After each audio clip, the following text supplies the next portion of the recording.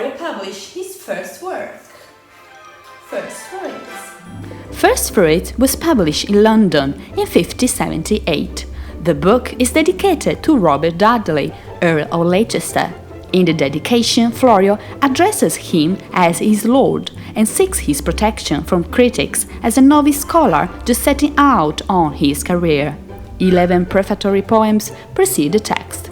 4 of them, grouped together, are commendatory verses written by the Leicester's company. They are Richard Tarto, Robert Wilson, Thomas Clark, and John Bentley. What was he doing with them? They thank John Florio for having contributed to bring the Italian novelist to the English theatre. He also writes a defense against the charge that he was unable to write good Italian because he was not born in Italy, and that he was unfit to teach it because he was not a scholar. I know some will say, how can this man write good Italian? He is not born in Italy. To them I respond by saying to consider carefully their case. Others will say, how is it possible that he knows how to teach grammar not being learned? To them I don't know what to say, because they tell the truth. So he admitted that he was not a teacher by profession.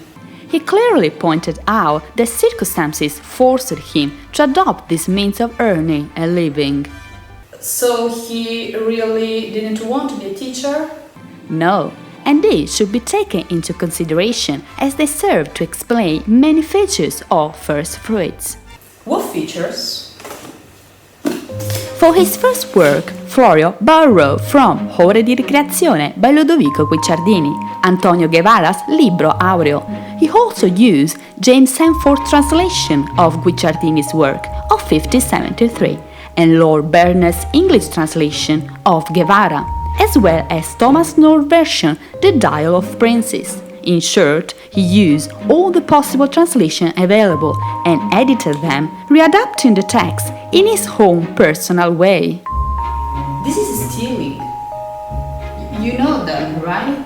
In the Italian column, sometimes he used Francesco Portonari's Datrino translation of Guevara's work, with his own addition and alteration. For the English column instead, he used his own translation, taking inspiration from the French translation of Lord Berners and Thomas North made by René Berthaud de la Grée.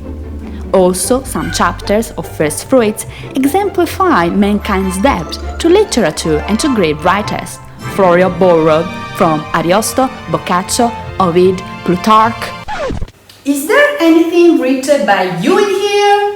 The use of proverbs as natural embellishment to the language is one of the outstanding features of the book.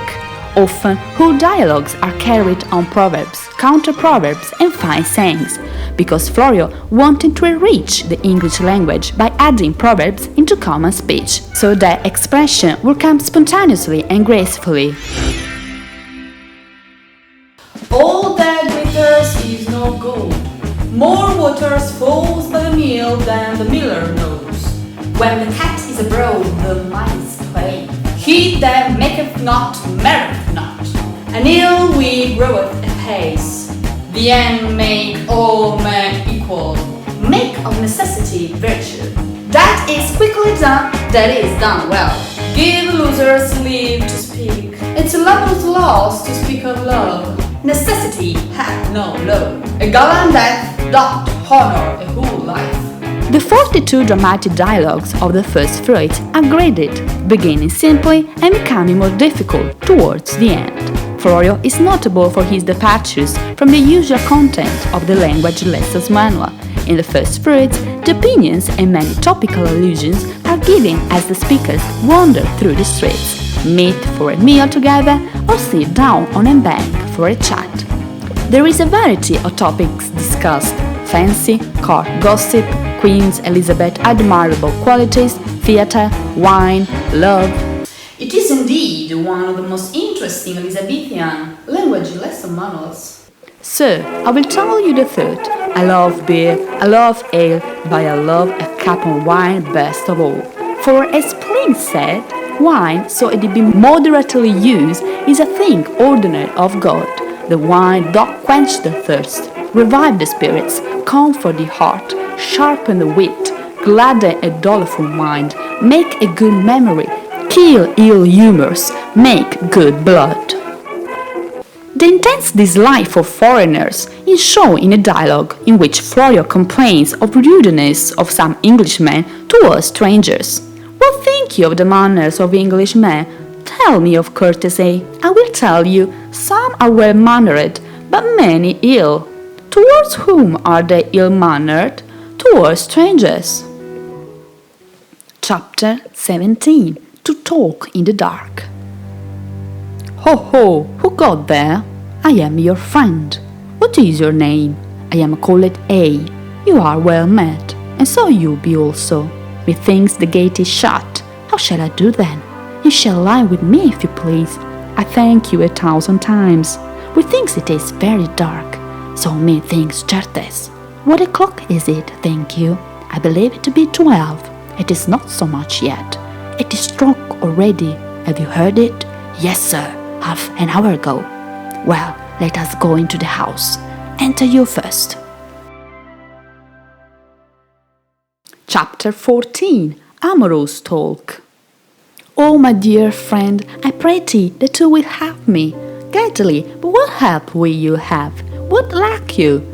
Oh, dear brother, I am in love with a woman, the which is so cruel that she will neither see me, neither hear me, the which thing make me almost die. Alas, brother, will you let love vanquish you, the which is but a boy, blood and seeth not? Alas, for all that he is but a boy, he hath great strength. For all that he is blind, he see. But how can this thing be? Ask of them that have made proof of it. I know none of them. I am one of them. It is not possible, so wed it not. I believe it not.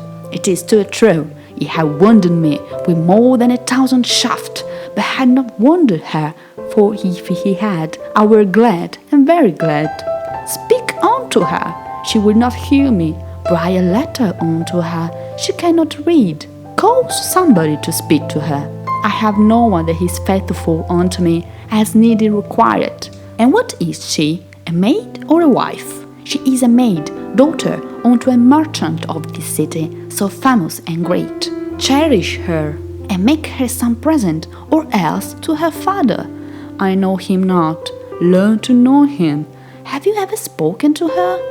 Yes, sir, but she will not hear me. I love her, she hates me. I follow her, she flees from me. I worship her, she abhors me. I pray her, she closes her ears. What shall I do, poor wretch? Do not despair. What shall I do then? Love her continually. So I do have done and will do. Follow the example of Ovid. And what is that? Be constant. I am constant, loyal, and always will be until death, and also after death, if it were possible, as it not, but all prevail not. As fair as I have seen and see, I pray you give me some good counsel.